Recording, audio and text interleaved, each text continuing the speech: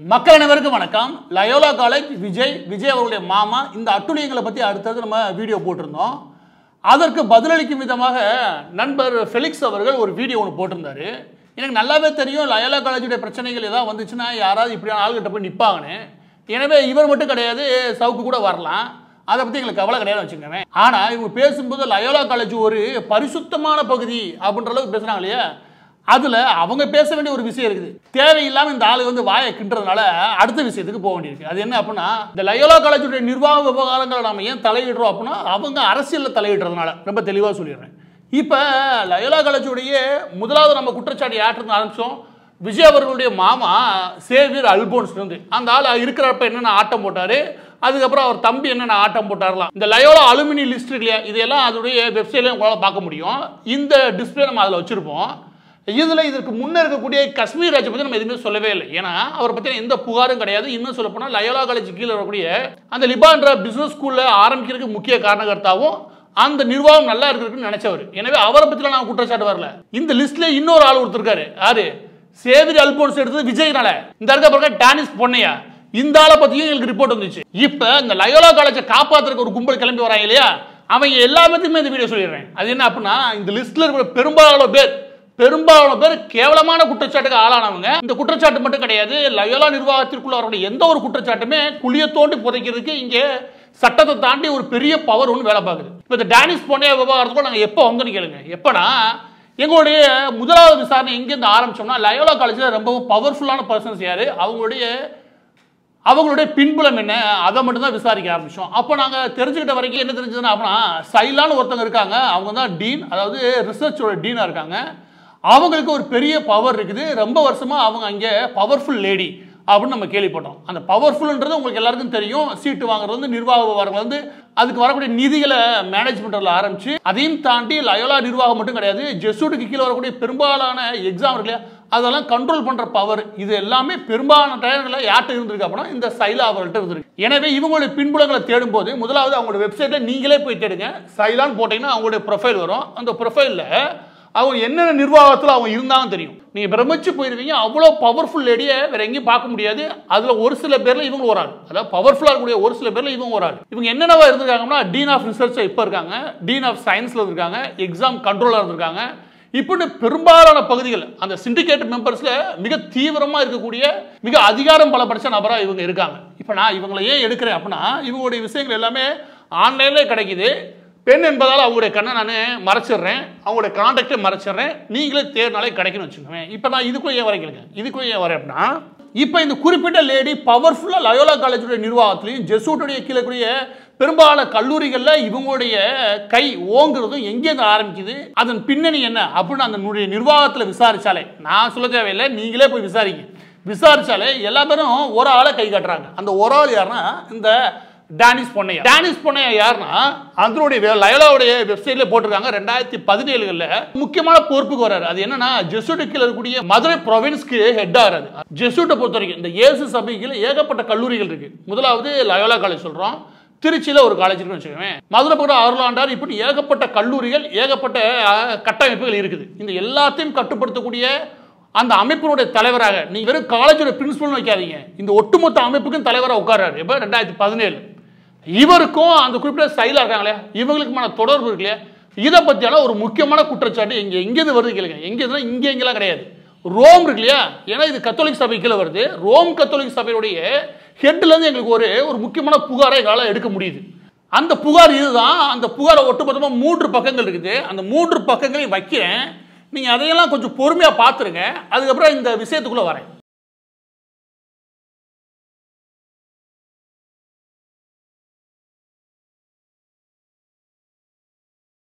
முதலாவது லெட்டர் ரோமுக்கு அனுப்பப்படுது. அவங்க தான், அதுவும் முக்கியமாக அந்தந்த பகுதிகளில் கண்டங்களின் முக்கிய பொறுப்பாளர் இருக்கக்கூடிய அந்த சுப்பீரியர் இருப்பாங்களே, அவங்களுக்கு அனுப்பப்படுது. இந்த லெட்டர் என்ன குற்றச்சாட்டை முன் வைக்குது. முதலாவது இந்த குற்றச்சாட்டை வைக்கக்கூடிய நபர் யார் அப்படின்னா, அவருடைய பேர் வந்து பிரகாஷ். அந்த பிரகாஷ் எதுக்கு கீழே வராரு, இந்த ரோம் கத்தோலிக் கீழே இருக்கக்கூடிய டயசிஸான செங்கல்பட்டில் இருக்கக்கூடிய இந்த இயேசு சபைக்கு கீழே வரான்னு வச்சுக்கோங்க. அவர் என்ன சொல்றாரு அப்படின்னா, தன்னுடைய மனைவியான எமிலி மெர்லின் சைலா இவங்க மீது தான் ஒரு குற்றச்சாட்டை வைக்கிறார். அவங்க மீது எது குற்றச்சாட்டை கொண்டு ரோமில் வைக்கணும், அவருடைய மனைவிக்கான குற்றச்சாட்டு வச்சுக்கோங்க, வேற எங்கேயா வைக்கலாம் இல்லையா. ஆனால் அவர் மனைவி மீது வைக்கல. அவர் மனைவி மீது வைக்கிறத தாண்டி அவர் ஏன் ரோமுக்கு போறாரு அப்படின்னா தன்னுடைய மனைவியை யார் கண்ட்ரோல்ல எடுக்கிறாங்க அப்படின்னு சொல்லி வைக்கிறாரு அப்படின்னா அதுதான் 2வது பக்கத்தில் பார்க்கலாம். 2வது பக்கத்தில் ரொம்ப தீவிரம் ஒரு விஷயம் சொல்றாரு. இதை எடுத்து நான் சொல்றதுக்கே ரொம்ப சங்கடமா இருக்குன்னு அவர் சொல்றாரு. அது ஜெசூட் அமைப்பே ஒட்டுமொத்தமா அவமானப்படுத்தும் விதமா இருக்குது. எனவே எனக்கு அதை எடுத்துக்கொண்டு வரதுக்கு தர்ம சங்கடமா இருக்கு. அதுல யாரோட அவரு ரிலேஷன்ஷிப்ல இருக்காங்க அப்படின்னா டானிஸ் பொன்னையா. இந்த டானிஸ் பொன்னையான்றது ஒரு ஃபாதரா இருந்துகிட்டு ஜெசூட் அமைப்புல ஒரு முக்கியமான பொறுப்புல இருந்துகிட்டு இப்படி என்னுடைய குடும்பத்தை நாசம் பண்றாரு, இதை எடுத்து கேட்க முடியல, என்னால பெரிய லெவலில் இதில் போராட முடியல அப்படின்னு சொல்லி ஒரு முக்கியமான குற்றச்சாட்டு வைக்கிறேன். இந்த சமகாலத்திலேயே இருக்கக்கூடிய மிக முக்கியமான குற்றச்சாட்டு என்ன அப்படின்னா அதுவும் லயோலா காலேஜ் நிர்வாகத்துக்குள்ளே எல்லா பேராலும் சொல்லக்கூடிய மிக முக்கியமான குற்றச்சாட்டு என்ன அப்படின்னா டானிஸ் பொன்னையா இருக்கும்போதே அந்த கல்லூரியில் இருக்கக்கூடிய ஒரு முக்கியமான நிர்வாகி அவரால் கர்ப்பமானாங்க, அவரால் குழந்தையும் பெற்றுக்கிட்டாங்க.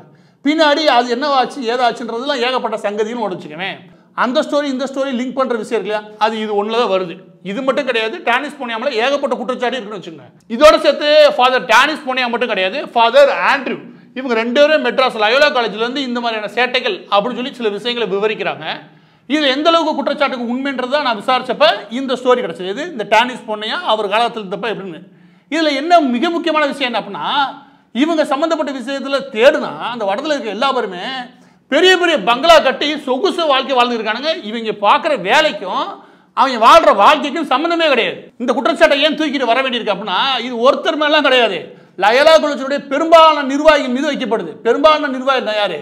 மேல்மட்டத்துடைய பிரின்சிபல்ஸ் இல்லாட்டி அதோட ஒட்டுமொத்த கட்டமைப்புக்கான ஜெசூட் கட்டமைப்புக்கான ஒட்டுமொத்த கட்டமைப்பு அதோட தலைவர்கள் இவங்க மீது எல்லாம் வைக்கப்படுது. இந்த குற்றச்சாட்டெல்லாம் எடுத்துட்டு ஏன் போலீஸ் ஸ்டேஷன் போக மாட்டாங்க, எதனால ரோமுக்கு போறாங்க, இந்த சந்தேகம் உங்களுக்கு வரும். சரி, அது கடைசியில் பதில் சொல்றேன். அப்போ உங்களுக்கு ஒரு திடுக்கிடும் ஒரு உண்மை வரும். அந்த உண்மையை இந்த ஃபெலிக்ஸில் ஆரம்பிச்சுட்டு இருக்கக்கூடிய உண்மையான கிறிஸ்தவர்கள்லாம் பேச சொல்லுங்க. ஏன்னா இதை பேசினாதான் அவங்களுக்கு விடுதலை கிடைக்கும். அதுக்குள்ள போறதுக்கு முன்னாடி இதை முடிச்சிடறேன். அது என்ன அப்படின்னா இந்த மாதிரி உங்களால் அதிகாரம் மிக்க நபராக மாறணும்னா லயோலா காலேஜ் மட்டும் கிடையாது, ஒட்டுமொத்த ஜெசூட் சபைக்குள்ள நீங்க அதிகாரம் மிக்க நபராக மாறணும். ஒவ்வொரு சீட்டுக்கும் 10 லட்சத்துலேருந்து 20 லட்சம் ரூபாய்க்கு வாங்கி வித்து ஒரு போட்டு வாயில போட்டது மட்டும் கிடையாது, அந்த லயோலா காலேஜுக்கு வரக்கூடிய ஃபண்டையும் ஆட்டையை போட்டது மட்டும் கிடையாது, அந்த ஒட்டுமொத்த நிர்வாகியும் கபலீகரம் பண்ணக்கூடிய நபர்கள் யார் யார் இருக்காங்க, இப்படியான நபர்களாக இருக்காங்க. அவங்க ஜீசஸுக்கு நேர்மை கிடையாது, அந்த நிர்வாகத்துக்கு நேர்மை கிடையாது, அந்த நிர்வாகம் உருவாக்கப்பட்ட போது ஒரு புனிதம் அதுக்கு நேர்மை கிடையாது.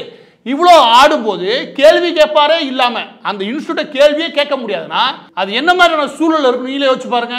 இன்னைக்கும் சென்னையை பொறுத்த வரைக்கும் பெரும்பாலான மீடியா முக்கியமாக செய்தி நிறுவனங்கள் இருக்கு இல்லையா, அந்த செய்தி நிறுவனங்கள் எல்லா பேரையும் கட்டுப்படுத்தக்கூடிய பலம் யார்ட்ட இருக்கு அப்படின்னா லயோலா காலேஜுடைய நிர்வாகத்தில் இன்டைரக்டா இருக்குது. இப்ப அந்த செய்தி நிறுவனங்களை கட்டுப்படுத்த பத்தாது, இந்த ஒட்டுமொத்த மக்களையும் மூலச்செலவு பத்திரம் பத்தாது, அதை தாண்டி அரசியலுக்குள்ள வருவனு இந்த சேவியர் பிரிட்டோ இருக்கார் பாருங்க, அவரோட சேர்ந்து இந்த நிர்வாகம் நகருது பாருங்க, அதுதான் எங்களுக்கு காண்டானது. இது வரைக்கும் நீ அதை குட்டிச்சோராக்கணும் மட்டும் கிடையாதுன்னு தமிழ்நாட்டை குட்டிச்சோராக்க முடிவு பண்ணி பாருங்க. எனவே லயோலா காலேஜோ இல்லாட்டி ஏசு சபையோ இல்லை ஏசு சபைக்கு அந்த ஜெசூட் கீழே வரக்கூடிய கல்லூரிகளோ அதனுடைய நிர்வாகிகளோ அதுக்குள்ள இருக்கக்கூடிய அதாவது இந்த ஃபாதர்ஸ் எஜுகேஷன் 450 சம்திங் அதுவோ இது எல்லாத்தையும் புனிதமானதும் தூக்கிட்டு எவனா வந்தானு வச்சுக்கவேன் கடுப்பாயிரு. ஏன்னா ஊர்பட்ட குற்றச்சாட்டு உங்க மேல. அதனால சொல்றேன் ஃபெலிக்ஸ் உங்களுடைய பர்சனல் வாழ்க்கை சம்பந்தப்பட்ட விஷயங்களையும் எங்களுக்கு வந்திருக்கு, நாங்கள் அதெல்லாம் எடுத்து பேசுனதே கிடையாது. ஏன்னா அது தேவையும் கிடையாது. உங்களுடைய பர்சனல் லைஃப் நீங்களே வச்சுக்கோங்க. உங்களுடைய கஷ்ட காலத்தில் அந்த மாதிரி பர்சனல் லைஃபை வெளியிட்டு அதனால என்னத்தை ஆனந்தம் அடைஞ்சோம் அதை பற்றி தேவையும் கிடையாது, மக்களுக்கும் தேவை கிடையாது, அது பிரச்சனை இல்லை. ஆனால் இது என்னது ஒரு இன்ஸ்டியூட் ஒரு அமைப்பு, அந்த அமைப்புக்குள்ள இவ்வளோ சேட்டை பண்ணுவானுங்க, அவங்களோட பர்சனல் விட்டுட்டு போக முடியுமா? நீங்களே சத்தியம் பண்ணி சொல்லுங்க. இப்போ எல்லா பேருக்கும் வரக்கூடிய கேள்விக்கு வரேன். அது என்ன அப்படின்னா இதுவே ஒரு இந்துக்கள் நடந்து வச்சுக்கவேன் போலீஸ்ல புகார் கொடுக்க முடியுது. அப்படி கோவில் நிர்வாகத்தை தவறா பயன்படுத்த நபர்களை உடனடியாக கைது பண்ணவங்களுக்கு இங்க ஆர்வம் காட்டக்கூடிய திமுக அரசாங்கம் இல்லை அதிமுக அரசாங்கம் 2 பக்கம் வச்சுக்கோங்க. இதுல இருக்கக்கூடிய இந்த பவர் இருக்கு இல்லையா, இது இங்கெல்லாம் வேலை செய்யாது. அது ஏன்னு கேளுங்க. ஏன்னா புகாரே போகாதே, புகார் எங்க போக மாட்டேது அப்படின்னு கேட்டீங்களா? இங்க தைரியமா கேள்வி கேட்க நினைக்கக்கூடிய கிறிஸ்தவர்கள் உண்டு. இது நான் சொல்ல இந்த குற்றச்சாட்டு வெறும் இந்த ஜெசூட் அமைப்பு இந்த லயோலா காலேஜுக்கு மட்டும் பொருந்தாது, ஒட்டுமொத்தமாக தமிழகம் முழு இருக்கக்கூடிய நிலைமை. அது என்ன அப்படின்னா இவங்க என்ன பண்றாங்க அப்படின்னா இந்த சர்ச்சை கட்டுப்படுத்துறாங்களே அதோட சேர்த்து கல்லறைகளை கட்டுப்படுத்துறாங்க. இந்த கிறிஸ்தவருடைய மிக முக்கியமான எண்ணமா என்னவா இருக்குன்னா தான் இறந்து போகும்போது லாஸ்டா தன்னுடைய உடலை எங்கே புதைக்கிறாங்க, கல்லறைகளில் புதைக்கப்படணும். அந்த கல்லறைகளில் புதைக்கப்படும் போது அவங்களுக்கு அனுமதி மறுத்தான்னு வச்சுக்கோங்க, அதை விட ஒரு பயம் எதுவுமே கிடையாது. கேட்டா இந்த கல்லறைகளை புதைக்கிறதுக்கு இந்த சர்ச்சோட அனுமதி தேவை. இந்த சர்ச்சோட அனுமதி தேவைன்னா அதிகார மையத்தை நீங்க பகச்சிக்க கூடாது. இது புரியுதா? ஒட்டுமொத்த கிறிஸ்தவர்கள் எப்படி அடிமைப்படி வச்சுக்கானே நீங்க நம்புங்க. சென்னைக்குள்ள இருக்கிற பெரும்பாலான இந்த கிறிஸ்தவ கல்லறைகள் இருக்குல்ல இது எல்லாம் கட்டுப்படுத்தக்கூடியது மெட்ராஸ் செமிட்ரி போர்டு ட்ரஸ்ட். இது ரொம்ப பழமையானது வச்சுக்கோங்க. ஆனா இவங்க நாளுக்கு நாள் இந்த கல்லறைகளை கட்டி தள்ளுறாங்க. ஏன்னா இந்த கல்லறைகள் தான் மிக முக்கியமா பவர்ஃபுல்லா ப்ளே பண்ணுது. இதுல அதாவது நீ கிறிஸ்தவனா வாழவே இல்லைன்னு வச்சுக்கோங்க, கடைசியா நீ சாகர டத்திலேயே வந்து தசமபாதம் கட்டிட்டு நீ கிறிஸ்தவனை ஏத்துக்கிட்டு அதுக்கான எல்லா சடங்கையும் முடிச்சுட்டு அதுக்கப்புறம் உன் வீட்டுடைய பணத்தை கொண்டு போய் நீ கல்லறையில் அடக்கம் பண்ற வேலையை பாரு, இல்லாட்டி எதுவுமே நடக்காது. அப்படின்னா எந்த நபர்கள் எதிர்த்து பேச முடியும்? இது மறைமுகமாக அவங்கள உணர்வு ரீதியாகவே இவங்க கட்டுப்படுத்துறாங்க. இந்த நிலைமை வேற யாரும் கிடையாது. நீங்களே சொல்லுங்க, ஒட்டுமொத்த கல்லறைகளை இப்ப அரசாங்கம் நடத்தணுமா இல்லாட்டி தனிப்பட்ட அமைப்புகள் கட்டுப்படுத்தணுமா? தனிப்பட்ட அமைப்புகள் கட்டுப்படுத்தும் போது என்ன ஆகுது? ஒட்டுமொத்த கிறிஸ்தவர்களும் எழுந்து வந்து நியாயமா குரல் கொடுக்கணும்னு நினைச்சா கூட நமக்கு எதுக்கு இந்த வம்பு அப்படின்னு போக வேண்டிய சூழல் உருவாக்கி வச்சிருக்கானுங்க. அந்த சூழல் இருக்கிறனால தான் டானிஸ் பூனேல இருந்து ஏகப்பட்ட பேர் ஆடுறதுக்கு காரணம். இது விஜய் வரைக்கும் உருவாகிறதுக்கு காரணமே இந்த கட்டமைப்பை நம்ம சொல்றபடி ஆடும் அப்படின்ற ஒரு எண்ணம். எனவே பதிவோட இறுதியாக நான் சொல்ல வேண்டிய விஷயம் என்ன அப்படின்னா, நாங்க விஜய குறி வைக்கல. உண்மையிலேயே இங்கே அரசியல் ரீதியாக ஒரு மாற்றத்தை கொண்டு வரல நாங்கள் வரவேற்கிறோம். ஆனால் அதுக்கு பின்னாடி ஒரு கிறிஸ்தவ பலம் இருக்குது, ஒரு மத ரீதியான நோக்கம் இருக்கு, ஒரு மத ரீதியான தீவிரமான செயல்பாடு இருக்குன்னா அதை மக்கள்கிட்ட கொண்டு போய் சேர்க்க வேண்டியது எங்கள் கடமை. ஆனால் நீ இப்போ வந்து அதை தடுத்து நிறுத்துன்னு நினச்சி வச்சுக்கவேன், இது மாதிரி அசிங்கம் இன்னும் நிறையா வெளியே வரும். ஏன்னா நீங்கள் யாராவது கிறிஸ்தவ மக்களுக்கு நல்லது செய்யணும்னு நினச்சி வச்சுக்கவேன், முதல் இந்த கல்லறைகள் இருக்கு பாருங்க, அதை இந்த சர்ச்சோட கட்டுப்பாடுலேருந்து வெளியே கொண்டு வாங்க.